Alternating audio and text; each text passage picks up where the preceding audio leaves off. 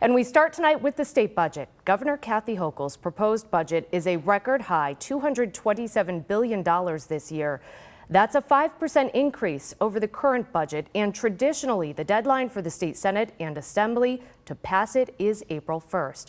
We're jumping right into the budget tonight with Jack O'Donnell, managing partner of O'Donnell and Associates, a government relations firm. Jack, several state leaders, including the governor herself, told reporters in Albany yesterday that the budget will be late again this year. So is there one main issue that's holding it up at this point?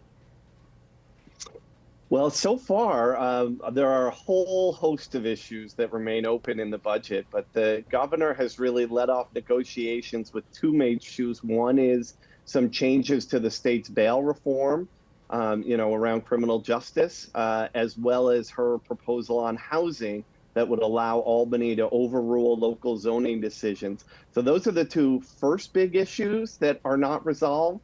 But under that is things like revenue, which includes how much people are going to get taxed and who gets taxed. Things like the environment, all electric buildings, or the natural gas ban. There's a host of stuff still left to get done in Albany. From what you've heard, what are some of the changes or concessions that have already been made since the governor put out her proposed budget plan a couple of months ago?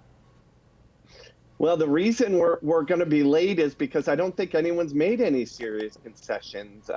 There was some reports that the Assembly had made a proposal on bail, that they had offered some language.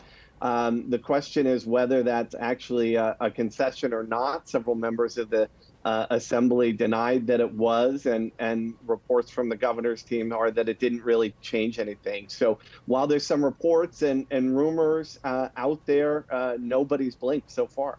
And this is, of course, all part of the budget process, the negotiating back and forth. Are there any items this year that you're surprised aren't being talked about or included just yet? No, I think there's still so much out there. Again, real major issues: criminal justice, the environment, taxes. A major proposal for higher education, some money for the University of Buffalo. There are a lot of things that still remain unresolved here. Now, I wouldn't be surprised if some of those big things fall out of the budget and end up getting discussed later on in the legislative session. But for now, absolutely everything is still on the table. Last year, the budget was 9 days late. So give us a sense of what we can expect over the next week or so. Well, the schedule's a little different this year. Two things are happening. One is that the legislature needs to appropriate money to pay state workers this week. So that money needs to flow or be approved probably on Tuesday of this week. And then Wednesday is the beginning of Passover, leading into also Easter weekend.